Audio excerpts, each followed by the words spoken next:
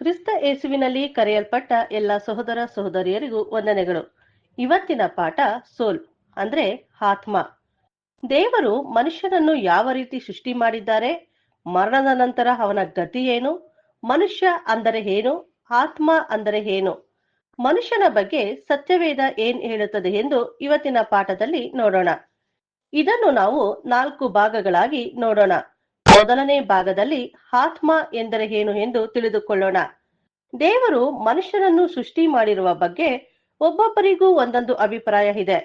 ಎಲ್ಲರೂ ಹೇಳುವುದು ಒಂದೇ, ಮನುಷ್ಯನೊಳಗೆ ಆತ್ಮ ಇದೆ, ಈ ಆತ್ಮಕ್ಕೆ ಸಾವೇ ಇಲ್ಲ. ಈ ಆತ್ಮ ಸೆರೆಮನೆಯಲ್ಲಿ ಸಿಕ್ಕಿಕೊಂಡ ಹಾಗೆ ದೇಹದಲ್ಲಿ ಸಿಕ್ಕಿಕೊಂಡು ಒದ್ದಾಡುತ್ತಿದೆ. ಮರಣ ಹೊಂದಿದ ನಂತರ ಆತ್ಮ ಶರೀರದಿಂದ ಬಿಡುಗಡೆಯಾಗಿ ಮುಕ್ತಿ ಹೊಂದುತ್ತದೆ. ಆಗ ಆತ್ಮಕ್ಕೆ ಶಾಂತಿ ಸಿಗುತ್ತದೆ ಎಂದು ನಂಬುವುದುಂಟು. ಹಾಗಾದ್ರೆ ಮರಣ ಹೊಂದಿದ ನಂತರ ಈ ಆತ್ಮಕ್ಕೆ ಮುಕ್ತಿ ಸಿಗುತ್ತದೆ ಅಂದ್ರೆ ನಾವು ಯಾಕೆ ಕಾಯಿಲೆ ಬಿದ್ದಿದ ತಕ್ಷಣ ಡಾಕ್ಟರ್ ಹತ್ರ ಹೋಗ್ಬೇಕು? ನಾವು ಸತ್ತರೆ ನೇರವಾಗಿ ಸ್ವರ್ಗಕ್ಕೆ ಹೋಗ್ತೀವಲ್ಲ, ಯಾಕೆ ಡಾಕ್ಟರ್ ಹತ್ರ ಹೋಗ್ಬೇಕು? ಯಾರಾದರೂ ಸತ್ರೆ ಯಾಕೆ ಕಳ್ಬೇಕು? ಆತ್ಮಕ್ಕೆ ಸಾವೇ ಇಲ್ವಲ್ಲ, ಆತ್ಮ ರಕ್ಷಣೆ ಹೊಂದುತ್ತದಲ್ಲ, ಅದಕ್ಕೆ ನಾವು ಸಂತೋಷ ಪಡ್ಬೇಕು ತಾನೆ. ಯಾಕೆ ಕಣ್ಣೀರಿಟ್ಟು ದುಃಖ ಪಡುತ್ತಾರೆ? ಕ್ರೈಸ್ತ ಧರ್ಮದಲ್ಲಿ ಪುನರುತ್ಥಾನದ ನಂಬಿಕೆ ಇದೆ. ಮನುಷ್ಯ ಸತ್ತ ಮೇಲೆ ಅವನಿಂದ ಆತ್ಮ ಬಿಡುಗಡೆಯಾಗಿ ನರಕಕ್ಕೋ ಸ್ವರ್ಗಕ್ಕೋ ಹೋಗುವುದಾದರೆ ಸತ್ಯವೇದದಲ್ಲಿ ಪುನರುತ್ಥಾನ ಎಂದು ಯಾಕೆ ಮಾಡಿದರು? ಯೋಹಾನ 5ನೇ ಅಧ್ಯಾಯ 25ನೇ ವಚನದಲ್ಲಿ ಹೇಳುತ್ತಾರೆ, ಅದಕ್ಕೆ ಆಶ್ಚರ್ಯ ಪಡಬೇಡಿರಿ, ಸಮಾಧಿಗಳಲ್ಲಿ ಇರುವರೆಲ್ಲರೂ ಆತನ ಧ್ವನಿಯನ್ನು ಕೇಳಿ ಎದ್ದು ಹೊರಗೆ ಬರುವ ಕಾಲ ಬರುತ್ತದೆ. ಸತ್ತವರೆಲ್ಲ ಇದೇ ಭೂಮಿ ಮೇಲೆ ಬರುತ್ತಾರೆ ಎಂದು ಅನೇಕ ವಚನಗಳು ಇದೆ. ಹಾಗಾದ್ರೆ ಆತ್ಮ ಬಿಡುಗಡೆಯಾಗಿ ಹೇಗೆ ಹೋಗುವುದಕ್ಕೆ ಸಾಧ್ಯ? ಲೋಕದಲ್ಲಿ ಇರುವಂತ ಪ್ರತಿಯೊಬ್ಬ ಮನುಷ್ಯರು ಹೇಳುವುದು, ಮನುಷ್ಯ ಸತ್ತ ಮೇಲೆ ಅವನ ಆತ್ಮ ಸ್ವರ್ಗಕ್ಕೋ ನರಕಕ್ಕೋ ಹೋಗುತ್ತದೆ ಎಂದು. ಆದ್ರೆ ಸತ್ಯವೇದದಲ್ಲಿ 40ಕ್ಕಿಂತ ಹೆಚ್ಚು ವಚನಗಳು ಆತ್ಮ ಸಾಯುತ್ತದೆ ಎಂದು ಸ್ಪಷ್ಟವಾಗಿ ತಿಳಿಸಿದ್ದಾರೆ. ಈಗ ನಾವು ಕನ್ನಡ, ಇಂಗ್ಲಿಷ್, ತಮಿಳ್ ಬೈಬಲ್ ಈ 3 ಬೈಬಲ್ ಅನ್ನು ಇಟ್ಟುಕೊಂಡು ಆತ್ಮ ಸಾಯುತ್ತದ ಇಲ್ವಾ ಎಂದು ವಚನಗಳ ಮೂಲಕ ನೋಡೋಣ. ಯೆಜ್ಕೇಲ 18ನೇ ಅಧ್ಯಾಯ 4ನೇ ವಚನ, ಇಗೋ ಎಲ್ಲಾ ಆತ್ಮಗಳು ನನ್ನವು, ತಂದೆಯ ಆತ್ಮದಂತೆಯೇ ಮಗನ ಆತ್ಮವು ನನ್ನದು, ಪಾಪ ಮಾಡುವ ಆತ್ಮವು ಸಾಯುತ್ತದೆ. ಇದೇ ಒಂದು ವಚನವನ್ನು ಇಂಗ್ಲಿಷ್ ಮತ್ತು ತಮಿಳಿನಲ್ಲಿ ನೋಡೋಣ. See, all souls are mine. As the soul of the Father, so also the soul of the Son is mine. The soul that sins, it will die. In Tamil, இதோ எல்லா ஆத்மாக்களும் என்னுடையவைகள். தகப்பனின் ஆத்மா எப்படியோ அப்படியே மகனின் ஆத்மாவும் என்னுடையது. பாவம் செய்கிற ಆತ್ಮಾವೋ ಸಾಗುಂ. ಹಾಗಾದ್ರೆ ಎಲ್ಲಾ ಆತ್ಮಗಳು ಸಾಯುತ್ತದೆ. ಇದೇ ರೀತಿ ಇನ್ನೊಂದು ವಚನ ಇದೆ ಎಂದು ನೋಡೋಣ. ಯೆಜ್ಕೇಲ 18ನೇ ಅಧ್ಯಾಯ 20ನೇ ವಚನ. ಇದ್ರಲ್ಲಿ ಏನ್ ತಿಳಿಸಿದ್ದಾರೆ ಅಂದ್ರೆ, ಪಾಪ ಮಾಡುವ ಆತ್ಮವು ಸಾಯುತ್ತದೆ. ಇದೇ ಒಂದು ವಚನವನ್ನು ಇಂಗ್ಲಿಷ್ ಮತ್ತೆ ತಮಿಳಿನಲ್ಲಿ ನೋಡೋಣ. The soul that sin, it shall die. ಪಾವಂ செய்கிற ಆತ್ಮಾವೋ ಸಾಗುಂ. ಈ ವಚನದಲ್ಲಿ ಏನ್ ತಿಳಿಸಿದ್ದಾರೆ ಅಂದ್ರೆ, ಪಾಪ ಮಾಡುವ ಆತ್ಮ ಸಾಯುತ್ತದೆ. ಆದ್ರೆ ಕೆಲವು ಜನ ಹೇಳ್ತಾರೆ, ಪಾಪ ಮಾಡಿರುವ ಆತ್ಮ ಸಾಯುತ್ತದೆ, ಆದ್ರೆ ನಾವೆಲ್ಲ ರಕ್ಷಣೆ ಹೊಂದಿದ್ದೇವೆ, ನಮ್ಮ ಆತ್ಮ ಸಾಯುವುದಿಲ್ಲ ಎಂದು ಹೇಳುತ್ತಾರೆ. 1ನೇ ಯೋಹಾನ 1ನೇ ಅಧ್ಯಾಯ 8ನೇ ವಚನದಲ್ಲಿ, ನಮ್ಮಲ್ಲಿ ಪಾಪವಿಲ್ಲವೆಂದು ನಾವು ಹೇಳಿದರೆ ನಮ್ಮನ್ನು ನಾವೇ ಮೋಸಪಡಿಸಿಕೊಳ್ಳುತ್ತೇವೆ, ಸತ್ಯವು ನಮ್ಮಲ್ಲಿಲ್ಲ. ನಮ್ಮಲ್ಲಿ ಪಾಪ ಇಲ್ಲ ಎಂದು ಹೇಳುವುದಕ್ಕೆ ಸಾಧ್ಯವಿಲ್ಲ, ನಮ್ಮಲ್ಲಿ ಪಾಪ ಇದ್ದೇ ಇದೆ. ಹಾಗಾದ್ರೆ ಈ ಒಂದು ವಚನವನ್ನು ಇಂಗ್ಲಿಷ್ ನಲ್ಲಿ ನೋಡೋಣ.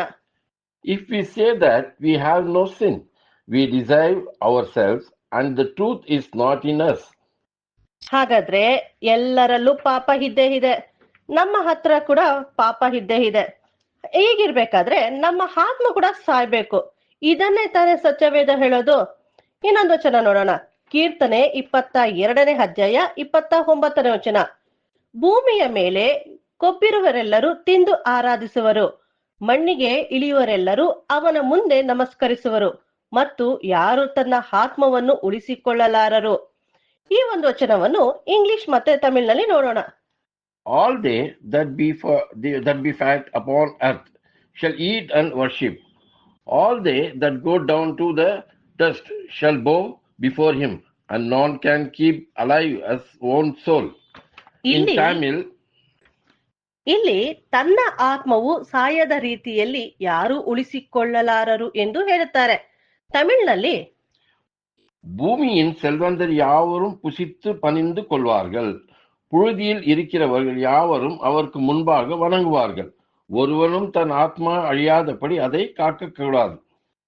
ಆತ್ಮ ನಾಶ ಆಗದ ರೀತಿಯಲ್ಲಿ ಕಾಪಾಡಿಕೊಳ್ಳುವುದಕ್ಕೆ ಯಾರಿಗೂ ಸಾಧ್ಯವಿಲ್ಲ.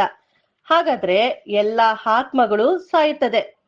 ಸಾಮಾನ್ಯವಾಗಿ ಏನ್ ನಂಬಿಕೆ ಅಂದ್ರೆ ಆತ್ಮಕ್ಕೆ ಕತ್ತಿಯಿಂದ ಚುಚ್ಚಿದರೂ ಕಡಿದರೂ ಏನೂ ಆಗಲ್ಲ, ಮತ್ತೆ ವಾಸಿ ಆಗುತ್ತದೆ. ಯಾಕಂದ್ರೆ ಆತ್ಮ ಕಣ್ಣಿಗೆ ಕಾಣುವುದಿಲ್ಲ ಎಂದು ಹೇಳುತ್ತಾರೆ. ಇದರ ಬಗ್ಗೆ ಸತ್ಯವೇದ ಏನ್ ಹೇಳುತ್ತದೆ ಎಂದು ನೋಡೋಣ.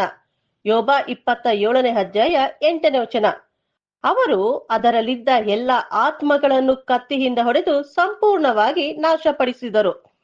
ಇನ್ನೊಂದು ವಚನವನ್ನು ನೋಡೋಣ. ಲೂಕ 2ನೇ ಅಧ್ಯಾಯ 35ನೇ ವಚನ. ನಿಮ್ಮ ಸ್ವಂತ ಆತ್ಮವು ಕತ್ತಿಯ ಮೂಲಕ ಹಾದು ಹೋಗುತ್ತದೆ. ಈ ಒಂದು ವಚನವನ್ನು ಇಂಗ್ಲಿಷ್ ಮತ್ತು ತಮಿಳಿನಲ್ಲಿ ನೋಡೋಣ. And also thine own soul shall a sword pass through, that the reasonings of many hearts may be revealed. உன் ஆத்மாவையும் உன் பட்டாயம் உருவி போகும் என்றான். ನಿನ್ನ ಆತ್ಮದೊಳಗೆ ಕತ್ತಿಯು ಹಾದು ಹೋಗುತ್ತದೆ. ಇದೇ ಒಂದು ವಚನವನ್ನು ಇನ್ನೊಂದಿದೆ ನೋಡೋಣ, ಓಕೆನಾ? ಯೋಶುವ 11ನೇ ಅಧ್ಯಾಯ 11ನೇ ವಚನ. ಅವರು ಅದರಲ್ಲಿದ್ದ ಎಲ್ಲ ಆತ್ಮಗಳನ್ನು ಕತ್ತಿಯಿಂದ ಹೊಡೆದು ಸಂಪೂರ್ಣವಾಗಿ ನಾಶಪಡಿದರು. ಈ ಒಂದು ವಚನವನ್ನು ಇಂಗ್ಲಿಷ್ ನಲ್ಲಿ ನೋಡೋಣ. And smote all the souls that were thin with the edge of the sword, utilely destroying them. There was not any left to burden, and by burden hazard with fire. ಹಾಗಾದ್ರೆ ಆತ್ಮವನ್ನು ಕತ್ತಿಯಿಂದ ಹೊಡೆದು ನಾಶ ಮಾಡಬಹುದು. ಎಲ್ಲರಿಗೂ ಆತ್ಮದ ಬಗ್ಗೆ ಏನ್ ಅನಿಸುತ್ತದೆ ಅಂದ್ರೆ ಮನುಷ್ಯ ಸತ್ತ ನಂತರ ಆತ್ಮಕ್ಕೆ ಶಾಂತಿ ಸಿಗಲ್ಲ, ಯಾಕಂದ್ರೆ ದೆವ್ವ ಪೇತ್ರಗಳು ಆಗಿ ಓಡಾಡುತ್ತಾರೆ ಎಂದು ಹೇಳುತ್ತಾರೆ. ಇದರ ಬಗ್ಗೆ ಸತ್ಯವೇದ ಏನ್ ಹೇಳುತ್ತದೆ ಎಂದು ನೋಡೋಣ. ಯೆಶಾಯ 26ನೇ ಅಧ್ಯಾಯ 14ನೇ ವಚನ. ನೀನು ಆ ಒಡೆಯರ ಮೇಲೆ ಕೈ ಮಾಡಿ ನಿರ್ಮೂಲಪಡಿಸಿ ಅವರ ಜ್ಞಾಪಕವನ್ನು ಅಳಿಸಿಬಿಟ್ಟಿದ್ದಿ. ಸತ್ತವರು ಪುನಃ ಬದುಕುವುದಿಲ್ಲ, ಪ್ರೇತಗಳು ಎದ್ದು ಬರುವುದಿಲ್ಲ. ಈ ವಚನದಲ್ಲಿ ಏನ್ ತಿಳಿಸಿದ್ದಾರೆ ಅಂದ್ರೆ ಸತ್ತವರಿಗೆ ಯಾವ ಜ್ಞಾಪಕನೂ ಇಲ್ಲ, ಪುನಃ ಬದುಕುವುದಿಲ್ಲ ಎಂದು ತಿಳಿಸಿದ್ದಾರೆ. ಹಾಗಾದ್ರೆ ಸತ್ತವರು ಯಾರು ದೆವ್ವ ಭೂತ ಪ್ರೇತಗಳಾಗಿ ಬರುವುದಿಲ್ಲ. ಕೆಲವರು ದೆವ್ವವನ್ನು ಇದು ದೆವ್ವನ ಇಲ್ವಾ ಎಂದು ಪರೀಕ್ಷೆ ಮಾಡಿ ನೋಡ್ಬೇಕು ಎಂದು ಹೇಳುತ್ತಾರೆ. ಯಾವ ರೀತಿ ಪರೀಕ್ಷೆ ಮಾಡ್ಬೇಕು ಅಂದ್ರೆ ರಕ್ತ ಬಂದರೆ ಮನುಷ್ಯ, ಇಲ್ಲ ಅಂತ ಅಂದ್ರೆ ಆತ್ಮ. ಯಾಕಂದ್ರೆ ಆತ್ಮಕ್ಕೆ ರಕ್ತ ಮಾಂಸ ಇಲ್ಲ ಎಂದು ಹೇಳುತ್ತಾರೆ. ಆತ್ಮಕ್ಕೆ ರಕ್ತ ಮಾಂಸ ಇದೆಯಾ ಇಲ್ವಾ ಎಂದು ವಚನದ ಮೂಲಕ ನೋಡೋಣ.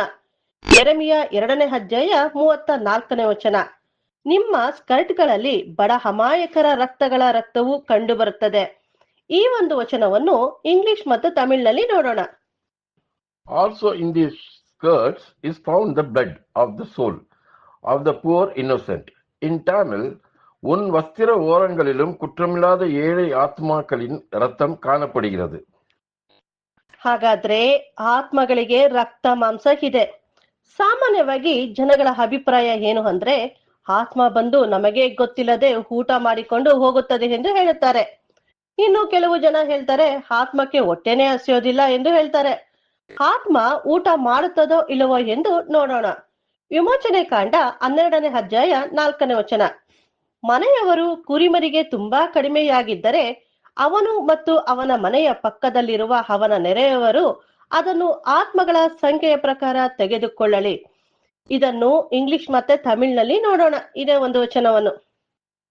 And if the household be too little for the lamb, let him and his neighbor next into his house take it according to the number of the souls.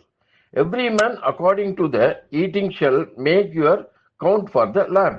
In Tamil, ஒரு வீட்டில் இருக்கிறவர்கள் ஒரு ஆட்டுக்குட்டியை புசிக்கிறதுக்கு போதுமான போர்க்களவாக இருப்பமானால் அவனும் அவன் சமீபத்தில் இருக்கிற அவனுடைய ஆயல் வீட்டுக்காரும் தங்களிடத்தில் உள்ள ஆத்துமாக்களின் இலக்கத்திற்கு தக்கதாக ஒரு ஆட்டுக்குட்டியை தெரிந்து கொள்ள வேண்டும்.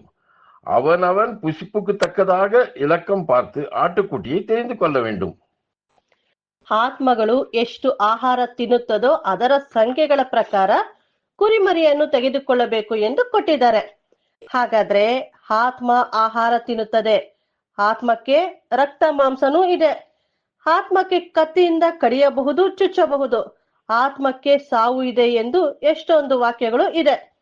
ಸರಿ, ಹಾಗಾದ್ರೆ ಯೇಸು ಕ್ರಿಸ್ತರು ಆತ್ಮ ಸಾಯುತ್ತದೆ ಎಂದು ಎಲ್ಲಿಯಾದರೂ ಹೇಳಿದ್ದಾರಾ ಅಂದ್ರೆ ಹೌದು, ಹೇಳಿದ್ದಾರೆ. ಮತ್ತಾಯ 10ನೇ ಅಧ್ಯಾಯ 28ನೇ ವಚನದಲ್ಲಿ ತಿಳಿಸಿದ್ದಾರೆ. ದೇಹವನ್ನು ಕೊಂದು ಆತ್ಮವನ್ನು ಕೊಲ್ಲಲಾರದವರಿಗೆ ಹೆದರಬೇಡಿರಿ. ಆತ್ಮ ದೇಹ ಎರಡನ್ನೂ ಕೂಡ ನರಕದಲ್ಲಿ ಹಾಕಿ ನಾಶ ಮಾಡಬಲ್ಲಾತನಿಗೆ ಹೆದರಿರಿ. ಹಾಗಾದ್ರೆ ಆತ್ಮ ದೇಹ ಎರಡನ್ನು ದೇವರು ನಾಶ ಮಾಡುತ್ತಾರೆ, ಅವರಿಗೆ ಹೆದರಿರಿ ಎಂದು ಯೇಸು ಕ್ರಿಸ್ತರು ಹೇಳುತ್ತಾರೆ. ಸರಿ, ನಮ್ಮ ಆತ್ಮ ಸಾಯುತ್ತದೆ. ಯೇಸು ಕ್ರಿಸ್ತರ ಆತ್ಮ ಏನಾಗುತ್ತದೆ ಎಂದು ನೋಡೋಣ. ಮತ್ತಾಯ 26ನೇ ಅಧ್ಯಾಯ 38ನೇ ವಚನದಲ್ಲಿ ಹೇಳುತ್ತಾರೆ, ಆಗ ಆತನು ಅವರಿಗೆ, ನನ್ನ ಆತ್ಮವು ಮರಣದವರೆಗೂ ಬಹಳ ದುಃಖದಿಂದ ಕೂಡಿದೆ. ಇದೇ ಒಂದು ವಚನವನ್ನು ಇಂಗ್ಲಿಷ್ ಮತ್ತು ತಮಿಳಿನಲ್ಲಿ ನೋಡೋಣ. Then said he unto them, my soul is exceeding sorrowful, even unto death.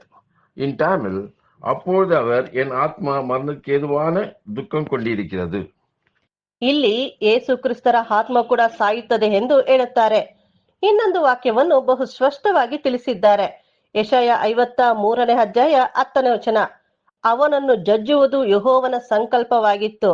ಆತನು ಅವನನ್ನು ವ್ಯಾಧಿಯಿಂದ ಬಾಧಿಸಿ ಹೀಗೆಂದುಕೊಂಡನು, ಇವನು ತನ್ನ ಆತ್ಮವನ್ನು ಪ್ರಾಯಶ್ಚಿತ್ತ ಯಜ್ಞಕ್ಕಾಗಿ ಒಪ್ಪಿಸಿದನು. ಈ ಒಂದು ವಚನವನ್ನು ಇಂಗ್ಲಿಷ್ ಮತ್ತು ತಮಿಳಿನಲ್ಲಿ ನೋಡೋಣ. When thou shall make his soul an offering for sin. In Tamil, அவருடைய ஆத்மா தன்னை குற்ற நிவாரண பலியாக ஒப்புக்கொடுக்கும் போது ಯೇಸು ಕ್ರಿಸ್ತರು ತನ್ನ ಆತ್ಮವನ್ನು ಬಲಿಯಾಗಿ ಕೊಟ್ಟಿದ ಮೇಲೆ ಆತ್ಮ ಸಾಯಬೇಕು. ಇದನ್ನೇ ಇಲ್ಲಿ ಹೇಳುತ್ತಿರುವುದು. ಇನ್ನೊಂದು ವಾಕ್ಯವನ್ನು ನೋಡೋಣ. ಯೆಶಾಯ 53ನೇ ಅಧ್ಯಾಯ 12ನೇ ವಚನ, ತನ್ನ ಪ್ರಾಣವನ್ನು ದಾರಿ ಎರೆದರು ಅಂದ್ರೆ ಮರಣ ಹೊಂದಿದರು. ಈ ಒಂದು ವಚನವನ್ನು ಇಂಗ್ಲಿಷ್ ಮತ್ತೆ ತಮಿಳಿನಲ್ಲಿ ನೋಡೋಣ. Because he had poured out his soul into death. In Tamil, அவர் தம்முடைய ஆத்மாவை மரணத்தில் ஊற்றி ತನ್ನ ಆತ್ಮವನ್ನು ಮರಣದಲ್ಲಿ ಸುರಿಸಿದರು. ಹಾಗಾದ್ರೆ ಯೇಸು ಕ್ರಿಸ್ತರ ಆತ್ಮ ಕೂಡ ಸತ್ತಿದೆ. ಯೇಸು ಕ್ರಿಸ್ತರು ತನ್ನ ಆತ್ಮವನ್ನು ಆದಾಮನಿಗೆ ಅವನ ಎಲ್ಲ ಸಂತತಿಯವರಿಗೆ ವಿಮೋಚನೆ ಕೊಡುವುದಕ್ಕೋಸ್ಕರ ತನ್ನ ಆತ್ಮವನ್ನು ಪ್ರಾಯಶ್ಚಿತ್ತ ಯಜ್ಞವಾಗಿ ಒಪ್ಪಿಸಿದ್ದಾರೆ. ಇನ್ನು ತುಂಬಾ ವಾಕ್ಯಗಳು ಆತ್ಮ ಸಾಯುತ್ತದೆ ಎಂದು ಇದೆ. ನಮಗೆ ಬರುವಂತ ಪ್ರಶ್ನೆ, ಆತ್ಮ ಎಂದರೆ ಏನು?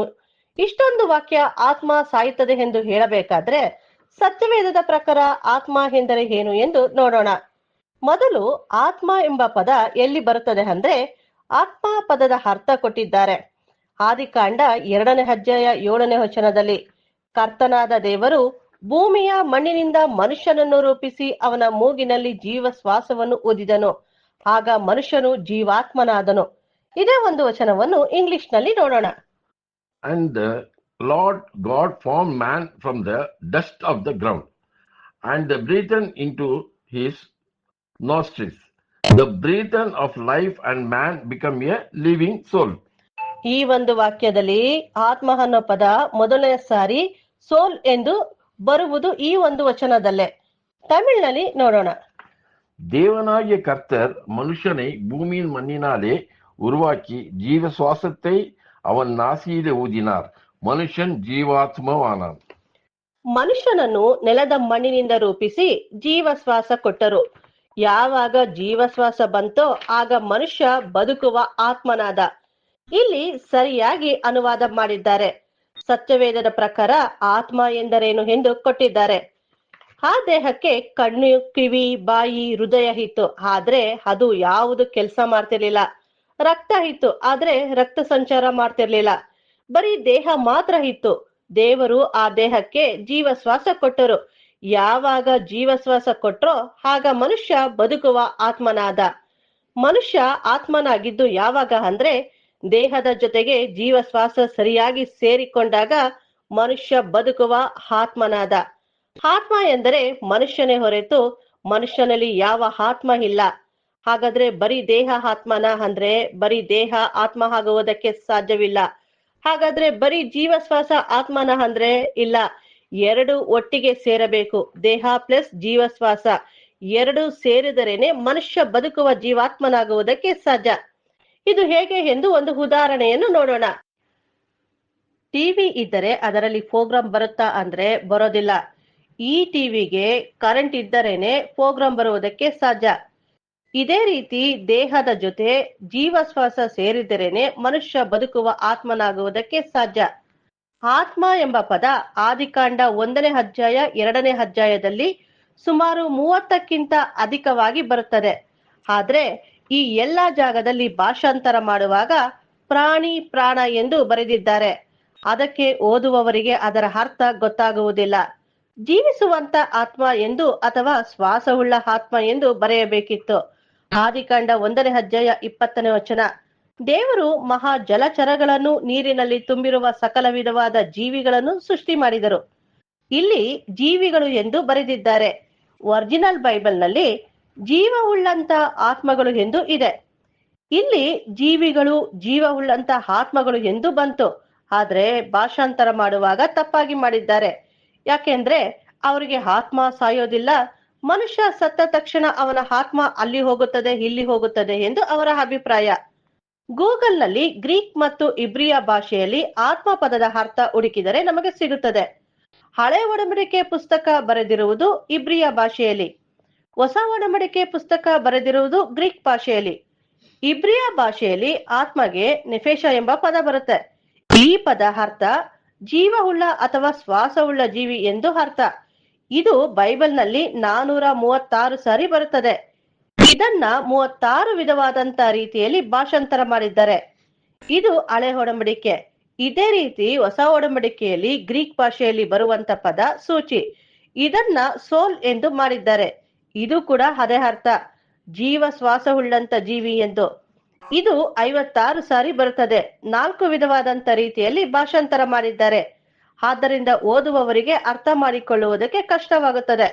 ಮಾರ್ಕ್ 10ನೇ ಅಧ್ಯಾಯ 45ನೇ ವಚನದಲ್ಲಿ ಮನುಷ್ಯ ಕುಮಾರನು ಸಹ ಸೇವೆ ಮಾಡಿಸಿಕೊಳ್ಳುವುದಕ್ಕೆ ಬರಲಿಲ್ಲ, ಸೇವೆ ಮಾಡುವುದಕ್ಕೂ ಅನೇಕರನ್ನು ಬಿಡಿಸಿಕೊಳ್ಳುವುದಕ್ಕಾಗಿ ತನ್ನ ಪ್ರಾಣವನ್ನು ಈಡುಕೊಡುವುದಕ್ಕೆ ಬಂದನು ಎಂದು ಹೇಳಿದರು.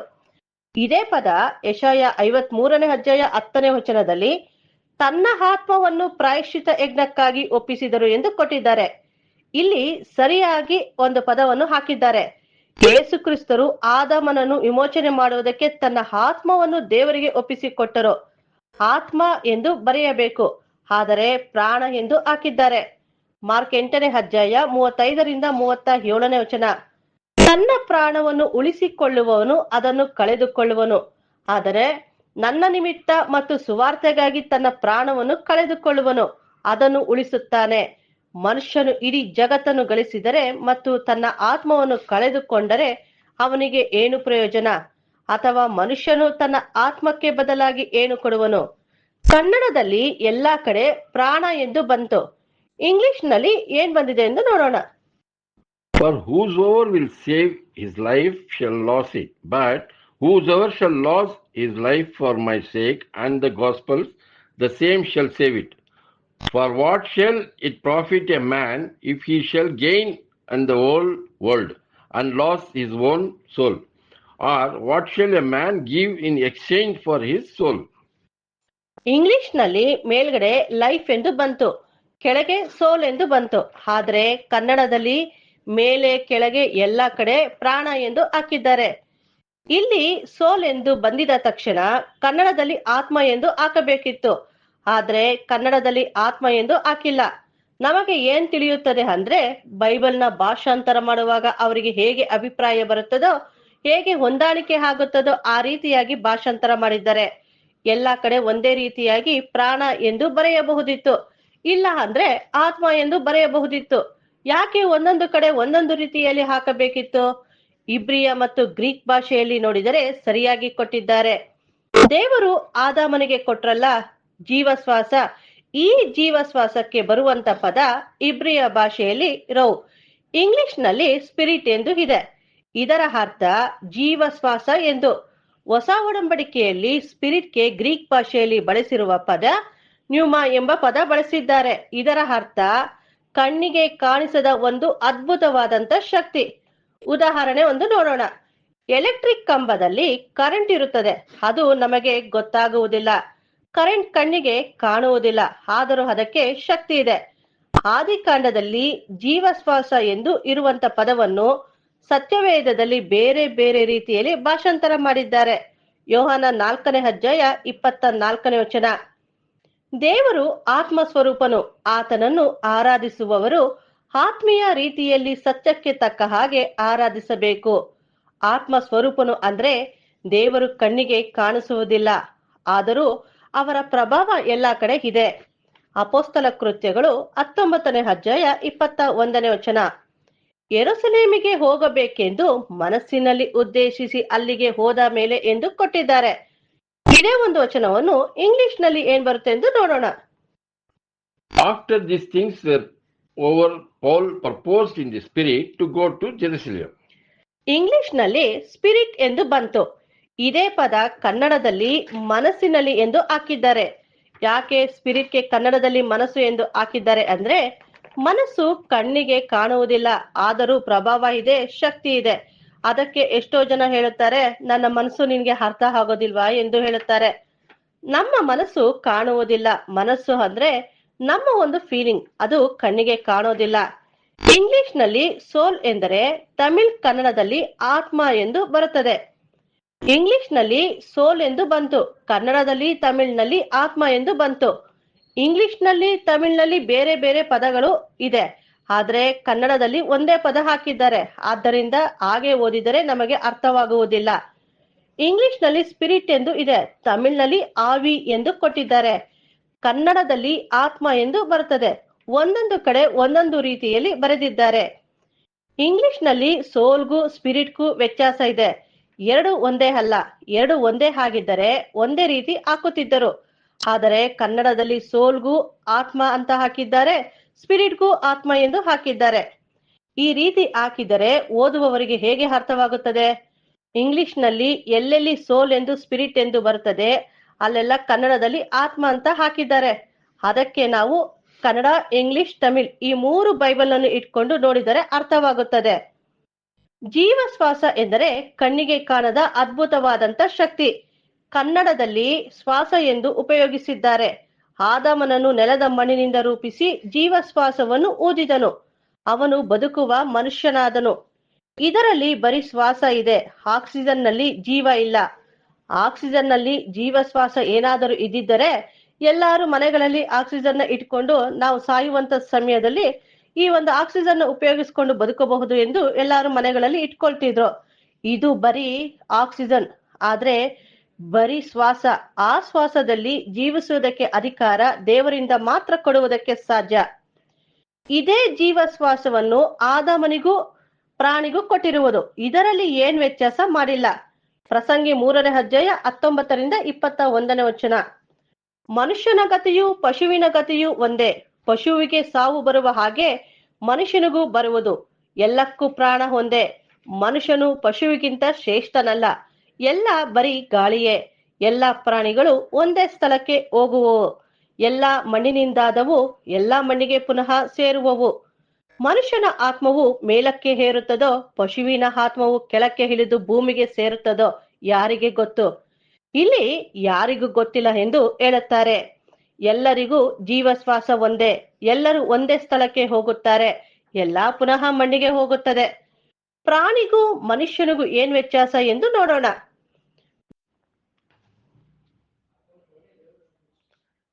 ಜೀವಶ್ವಾಸದಲ್ಲಿ ವ್ಯತ್ಯಾಸ ಇಲ್ಲ. ಎಷ್ಟೇ ದೊಡ್ಡ ಪ್ರಾಣಿಯಾದರೂ ಪ್ರಾಣಿಗೆ ಚಿಕ್ಕ ಮೆದುಳು. ಮನುಷ್ಯ ಎಷ್ಟೇ ಚಿಕ್ಕವನಾದರೂ ಅವನ ಮೆದುಳು ದೊಡ್ಡದಾಗಿದೆ. ಮನುಷ್ಯನ ದೇಹದಲ್ಲಿ ಮೆದುಳು 8ರಲ್ಲಿ 1 ಭಾಗ ತೂಕ. ಮನುಷ್ಯನಿಗೂ ಪ್ರಾಣಿಗೂ ಮೆದುಳಿನಲ್ಲಿ ವ್ಯತ್ಯಾಸ ಮಾಡಿದ್ದಾರೆ ಹೊರತು ಜೀವಶ್ವಾಸದಲ್ಲಿ ವ್ಯತ್ಯಾಸ ಮಾಡಿಲ್ಲ. ದೇಹದ ಸೃಷ್ಟಿಯಲ್ಲಿ ವ್ಯತ್ಯಾಸ ಇದೆ. ಈ ಜೀವಶ್ವಾಸ ಆದಾಮನಿಗೆ ಕೊಟ್ಟಾಗ ದೇವರು ಒಂದು ನಿಬಂಧನೆ ಹಾಕಿದರು. ನೀವು ಏದೇನ್ ತೋಟದಲ್ಲಿ ಎಲ್ಲಾ ಹಣ್ಣುಗಳನ್ನು ತಿನ್ನಬಹುದು, ಆದ್ರೆ ತಿನ್ನಬಾರದಂತ ಹಣ್ಣನ್ನು ತಿಂದಿದ ದಿನ ಸತ್ತೇ ಸಾಯುವಿ ಎಂದು ಹೇಳಿದರು. ಯಾವಾಗ ಆದಾಮ್ ಅವ್ವಳು ತಿನ್ನಬಾರದಂತ ಹಣ್ಣನ್ನು ತಿಂದ್ರೋ ಆಗ ದೇವರು ಅವನಿಂದ ಆ ಜೀವಶ್ವಾಸ ತೆಗೆದು ಬಿಟ್ರು. ಅಂದ್ರೆ ಜೀವಿಸುವಂತ ಅಧಿಕಾರ ತೆಗೆದು ಬಿಟ್ರು. ಜೀವಶ್ವಾಸ ಕೊಟ್ಟಾಗ ಬದುಕುವ ಆತ್ಮನಾದನು. ಯಾವಾಗ ಆದಾಮನು ಆಜ್ಞೆ ಮೀರಿ ನಡೆದನೋ ಆಗ ಸತ್ತ ಆತ್ಮನಾದನು. ಆದಿಕಾಂಡ 3ನೇ ಅಧ್ಯಾಯ 19ನೇ ವಚನ. ನೀನು ಮಣ್ಣಿನಿಂದ ತೆಗೆಯಲ್ಪಟ್ಟವನಲ್ಲವೋ, ನೀನು ಮಣ್ಣೆ, ಪುನಃ ಮಣ್ಣಿಗೆ ಸೇರತಕ್ಕವನಾಗಿದ್ದಿ ಎಂದು ಹೇಳಿದರು. ಯಾವಾಗ ಜೀವಿಸುವ ಅಧಿಕಾರ ತೆಗೆದರೋ ಮಣ್ಣಿನಿಂದ ಮಾಡಲ್ಪಟ್ಟಿರುವ ದೇಹ ಪುನಃ ಮಣ್ಣಿಗೆ ಹೋಯಿತು. ದೇವರು ಆತ್ಮ ಕೊಟ್ಟಿಲ್ಲ, ಜೀವಶ್ವಾಸ ಕೊಟ್ಟಿದ್ದಾರೆ. ಇನ್ನೊಂದು ವಾಕ್ಯವನ್ನು ನೋಡೋಣ. ಆದಿಕಾಂಡ 2ನೇ ಅಧ್ಯಾಯ 7ನೇ ವಚನ.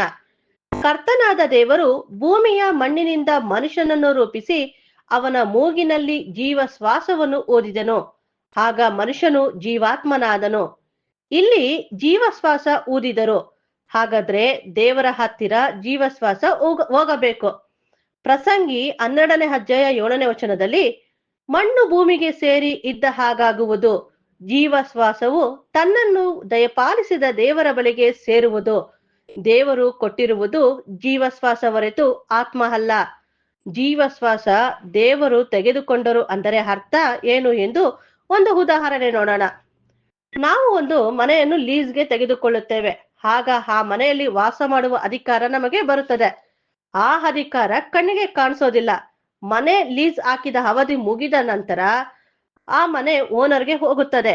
ಅದೇ ರೀತಿ ದೇವರು ಆದಾಮನಿಗೆ ಭೂಲೋಕದಲ್ಲಿ ಬದುಕುವುದಕ್ಕೆ ಜೀವಶ್ವಾಸ ಕೊಟ್ಟಿದ್ದರು. ಜೀವಶ್ವಾಸ ಎಂದರೆ ಕಣ್ಣಿಗೆ ಕಾಣಿಸದಂತ ಒಂದು ಅದ್ಭುತವಾದಂತ ಶಕ್ತಿ. ಆದಾಮನು ಯಾವಾಗ ದೇವರಿಗೆ ಅವಿಧೇಯನಾದನೋ ಆಗ ಜೀವಿಸುವಂತ ಅಧಿಕಾರವನ್ನು ಕಳೆದುಕೊಂಡ. ಅವನು ಬದುಕುವಂತ ಅಧಿಕಾರ ದೇವರ ಹತ್ತಿರ ಹೋಯಿತು. ಅದಕ್ಕೆ ಯೇಸು ಕ್ರಿಸ್ತರು ಕೂಡ ಶಿಲುಬೆ ಮೇಲೆ ಪ್ರಾಣ ಬಿಡುವಾಗ ಹೇಳುತ್ತಾರೆ, ಇಗೋ ದೇವರೇ, ನನ್ನ ಪ್ರಾಣವನ್ನು ನಿನಗೆ ಒಪ್ಪಿಸುತ್ತೇನೆ ಎಂದು. ಈ ಒಂದು ವಚನವನ್ನು ಇಂಗ್ಲಿಷ್ ನಲ್ಲಿ ನೋಡೋಣ. And Jesus, crying out with a loud voice, said, Father, into your hands I commit my spirit. And having said thus, he expired. In Tamil, இயேசு பிதாவே, உம்முடைய கைகளில் என் ஆவியை ஒப்புவிக்கிறேன் என்று மகா சத்தமாய் கூப்பிட்டு சொன்னார். இப்படி சொல்லி ஜீவனை விட்டார். ಇಂಗ್ಲಿಷ್ ನಲ್ಲಿ, ತಮಿಳ್ನಲ್ಲಿ ಶ್ವಾಸವನ್ನು ನಿನ್ನ ಕೈಗೆ ಒಪ್ಪಿಸಿಕೊಡುತ್ತೇನೆ ಎಂದು ಬಂತು. ಆದ್ರೆ ಕನ್ನಡದಲ್ಲಿ ಲೂಕ 23ನೇ ಅಧ್ಯಾಯ 46ನೇ ವಚನದಲ್ಲಿ ತಂದೆಯೇ, ನನ್ನ ಆತ್ಮವನ್ನು ನಿನ್ನ ಕೈಗೆ ಒಪ್ಪಿಸಿಕೊಡುತ್ತೇನೆ ಎಂದು ಇದೆ. ಇಲ್ಲಿ ಜೀವಶ್ವಾಸ ಎಂದು ಬರೆಯಬೇಕಿತ್ತು, ಆದ್ರೆ ಆತ್ಮ ಎಂದು ಹಾಕಿದ್ದಾರೆ. ಇಲ್ಲಿ ಸೋಲ್ಗೂ ಸ್ಪಿರಿಟ್ಗೂ ಒಂದೇ ಪದ ಬಳಸಿದ್ದಾರೆ. ಇನ್ನೊಂದು ವಚನವನ್ನು ನೋಡೋಣ. ಯೋಹಾನ 10ನೇ ಅಧ್ಯಾಯ 17-18ನೇ ವಚನ. ನಾನು ತಿರುಗಿ ಪಡೆದುಕೊಳ್ಳುತ್ತೇನೆ, ನನ್ನ ಪ್ರಾಣವನ್ನು ಕೊಡುತ್ತೇನೆ. ಅದರ ನಿಮಿತ್ತವಾಗಿ ತಂದೆಯು ನನ್ನನ್ನು ಪ್ರೀತಿಸುತ್ತಾನೆ. ನನ್ನ ಪ್ರಾಣವನ್ನು ಯಾರು ನನ್ನಿಂದ ತೆಗೆಯರು. ನನ್ನಷ್ಟಕ್ಕೆ ನಾನೇ ಅದನ್ನು ಕೊಡುತ್ತೇನೆ. ಇಲ್ಲಿ ಪ್ರಾಣ ಎಂದು ಕೊಟ್ಟಿದ್ದಾರೆ. ಲೂಕ 23ನೇ ಅಧ್ಯಾಯ 46ನೇ ವಚನದಲ್ಲಿ ಆತ್ಮ ಎಂದು ಇದೆ. ಅದಕ್ಕೆ ನಾವು ಸತ್ಯವೇದ ಪುಸ್ತಕವನ್ನು ಓದುವಾಗ ಯಾವುದೋ ಒಂದು ವಾಕ್ಯ ಇಟ್ಟುಕೊಂಡು ಓದಬಾರದು. ಎಲ್ಲ ವಾಕ್ಯಗಳನ್ನು ಓದಿ ನಾವು ಒಂದು ಅಭಿಪ್ರಾಯಕ್ಕೆ ಬರಬೇಕು. ಪ್ರಸಂಗಿ 8ನೇ ಅಧ್ಯಾಯ 8ನೇ ವಚನ. ಗಾಳಿಯನ್ನು ತಡೆಯುವ ಶಕ್ತಿಯು ಹೇಗೆ ಯಾರಿಗೂ ಇಲ್ಲವೋ ಹಾಗೆ ತಮ್ಮ ಮರಣ ದಿನವನ್ನು ತಡೆಯುವ ಶಕ್ತಿಯು ಯಾರಿಗೂ ಇಲ್ಲ. ನಾವು ಸಾಯದ ರೀತಿಯಲ್ಲಿ ನಮ್ಮ ಜೀವವನ್ನು ಹಿಡಿಯುವುದಕ್ಕೆ ಸಾಧ್ಯವಿಲ್ಲ. ಈ ದೇಹಕ್ಕೂ ಜೀವಶ್ವಾಸಕ್ಕೆ ಇರುವಂತ ಸಂಬಂಧ ಯೆಹೆಜ್ಕೇಲ 37ನೇ ಅಧ್ಯಾಯದಲ್ಲಿ ಕೊಟ್ಟಿದ್ದಾರೆ. ಇದನ್ನು ನಾವು ಓದಿದರೆ ಇಲ್ಲಿಯವರೆಗೂ ನೋಡಿರುವಂತ ಪಾಠ ನಮಗೆ ಅರ್ಥವಾಗುತ್ತದೆ. ಯೆಹೆಜ್ಕೇಲ 37ನೇ ಅಧ್ಯಾಯ 7-10ನೇ ವಚನ. ನನಗೆ ಅಪ್ಪಣೆಯಾದಂತೆ ನಾನು ಆ ದೈವೋಕ್ತಿಯನ್ನೆತ್ತಿ ನುಡಿಯುತ್ತಿರಲು ಸದ್ದಾಯಿತು. ಇಗೋ, ಕಟಕಟ ಎನ್ನುತ್ತಾ ಎಲುಬು ಎಲುಬಿಗೆ ಜೋಡಣೆಯಾದವು. ನಾನು ನೋಡಲಾಗಿ, ಆಹಾ, ಅವುಗಳ ಮೇಲೆ ನರಗಳು ಹಬ್ಬಿಕೊಂಡವು, ಮಾಂಸವು ಹರಡಿಕೊಂಡಿತು, ಚರ್ಮವು ಮೇಲೊದಿಕೆಯಾಯಿತು, ಶ್ವಾಸ ಮಾತ್ರ ಇರಲಿಲ್ಲ. ಆಗ ಆತನು ನನಗೆ, ನರಪುತ್ರನೇ, ನೀನು ಶ್ವಾಸಕ್ಕೆ ನುಡಿ. ಶ್ವಾಸವೇ, ಕರ್ತನಾದ ಯೆಹೋವನು ಇಂತೆನ್ನುತ್ತಾನೆ, ನೀನು ಚತುರ್ದಿಕ್ಕುಗಳಿಂದ ಬೀಸಿ ಆತ ಶರೀರಗಳು ಬದುಕುವಂತೆ ಅವುಗಳ ಮೇಲೆ ಸುಳಿ ಎಂಬುದಾಗಿ ಶ್ವಾಸಕ್ಕೆ ನುಡಿ ಎಂದು ಅಪ್ಪಣೆ ಕೊಡಲು ನಾನು ಅಪ್ಪಣೆಯಂತೆ ನುಡಿದೆನು. ಇಗೋ, ಶ್ವಾಸವು ಅವುಗಳಲ್ಲಿ ಒಕ್ಕಿತು, ಬದುಕಿದವು. ಇದೇ ಶ್ವಾಸ ಆದಾಮನಿಗೆ ಕೊಟ್ಟಿದ್ದು. ಇದೇ ಶ್ವಾಸ ಯೇಸು ಕ್ರಿಸ್ತರು ಶಿಲುಬೆಯ ಮೇಲೆ ದೇವರಿಗೆ ಒಪ್ಪಿಸಿಕೊಟ್ಟಿದ್ದು. ಇಗೋ ದೇವರೇ, ನನ್ನ ಶ್ವಾಸವನ್ನು ನಿನಗೆ ಒಪ್ಪಿಸಿಕೊಡುತ್ತೇನೆ ಎಂದು ಹೇಳಿದ್ದು. ಬದುಕುವುದಕ್ಕೆ ನೀನು ಅಧಿಕಾರ ಕೊಟ್ಟಿದ್ದೀರಾ, ಆ ಶ್ವಾಸವನ್ನು ಮತ್ತೆ ನಿಮಗೆ ಕೊಡುತ್ತೇನೆ ಎಂದರು. ಇದನ್ನೇ ಯೋಹಾನ 10ನೇ ಅಧ್ಯಾಯ 17-18ನೇ ವಚನದಲ್ಲಿ ಹೇಳಿದ್ದು. ಪಿಲಾತನು ಯೇಸು ಕ್ರಿಸ್ತರಿಗೆ ಹೇಳುತ್ತಾರೆ, ನಿನಗೆ ಸಾಯುವುದಕ್ಕೂ ಜೀವದಾನ ಕೊಡುವುದಕ್ಕೂ ನನಗೆ ಅಧಿಕಾರ ಇದೆ ಎಂದು ಹೇಳುತ್ತಾನೆ. ಅದಕ್ಕೆ ಯೇಸು ಕ್ರಿಸ್ತರು ಹೇಳುತ್ತಾರೆ, ದೇವರಿಂದ ಅಧಿಕಾರ ಬಂದಿಲ್ಲ ಅಂದರೆ ನಿನಗೆ ಯಾವ ಅಧಿಕಾರ ಇಲ್ಲ ಎಂದು ಹೇಳುತ್ತಾರೆ. ಆತ್ಮ ಆಗಬೇಕು ಅಂದ್ರೆ ಎರಡು ಇರಬೇಕು, ಒಂದು ದೇಹ, ಇನ್ನೊಂದು ಜೀವಶ್ವಾಸ. ಜೀವಶ್ವಾಸದ ಜೊತೆ ದೇಹ ಹೊಂದಾಣಿಕೆ ಆದರೇನೆ ಮನುಷ್ಯ ಬದುಕುವಂತ ಆತ್ಮನಾಗುವುದಕ್ಕೆ ಸಾಧ್ಯ ಎಂದು ಅನೇಕ ವಚನಗಳ ಮೂಲಕ ನೋಡಿದೆವು. ಇದು ಮೊದಲನೆಯ ಭಾಗ. ಮುಂದಿನ ಎರಡನೇ ಭಾಗದಲ್ಲಿ ಮನುಷ್ಯ ಸತ್ತ ಮೇಲೆ ಅವನು ಎಲ್ಲಿಗೆ ಹೋಗುತ್ತಾನೆ ಎಂದು ನೋಡೋಣ. ದೇವರು ಈ ವಾಕ್ಯವನ್ನು ಆಶೀರ್ವದಿಸಲಿ.